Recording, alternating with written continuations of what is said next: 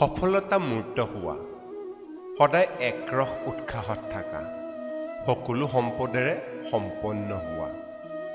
অব্যক্ত স্থিতিৰ অভ্যাসী হোৱা, বিশ্ব কল্যাণকাৰী হোৱা, লোকপ্ৰিয় আৰু প্ৰভুৰ প্ৰিয় হোৱা,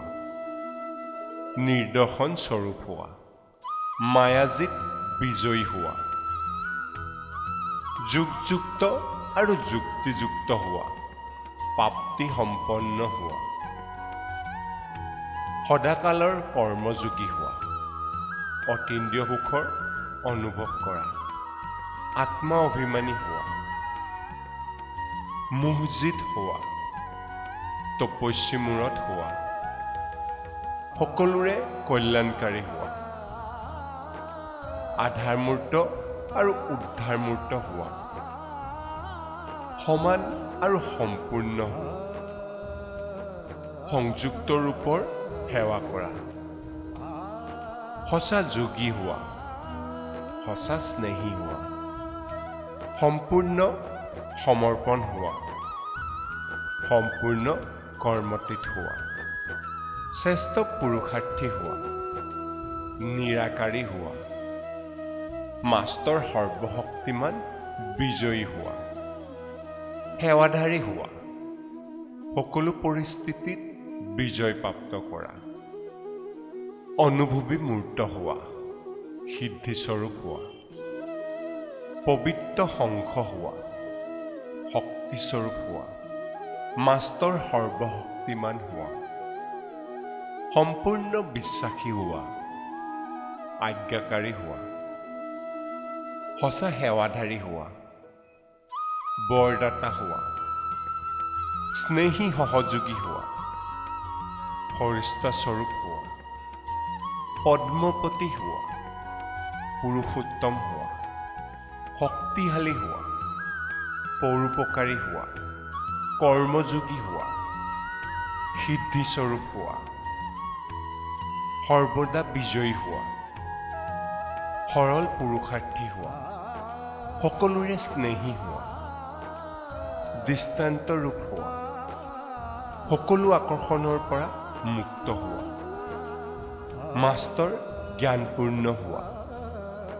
দিব্য গুণধাৰী হোৱা, সন্মান সহকাৰে উত্তীৰ্ণ হোৱা, শক্তিশালী স্থিতিত স্থিত থকা,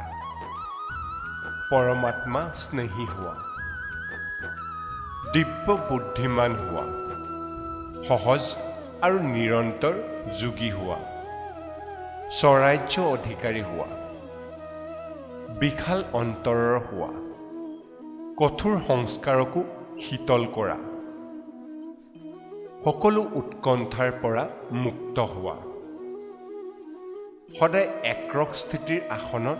বিৰাজমান হৈ থকা, পুৰুষাৰ্থত সফলতা প্ৰাপ্ত কৰা, বন্ধনমুক্ত হোৱা, সত্ত্বপ্ৰধান স্থিতিত স্থিত হৈ থকা, মহান আত্মা হোৱা, দয়াশীল হোৱা, সঁচা সেৱাধাৰী হোৱা, সাক্ষাৎকাৰ মূৰ্ত হোৱা, অনেক আত্মাৰ কল্যাণ কৰা, সহযোগী অনুভৱ কৰা, নিৰন্তৰ সেৱাধাৰী হোৱা, সকলোৰে শুভচিন্তক হোৱা, নষ্টমোহ হোৱা, নিমিত্ত হোৱা, জীৱন্তে মৃত হোৱা, মহাদানী হোৱা, দুশ্চিন্তা মুক্ত হোৱা, সহযোগী হোৱা, প্ৰতিটো সংকল্পৰ প্ৰতি মনোযোগ দিয়া, মহান তথা নম্ৰ হোৱা,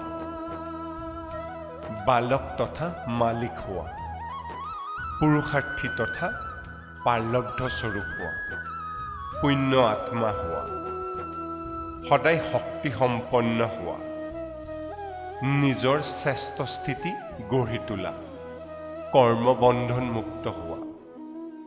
বিশ্ব কল্যাণকাৰী হোৱা। ওম শান্তি।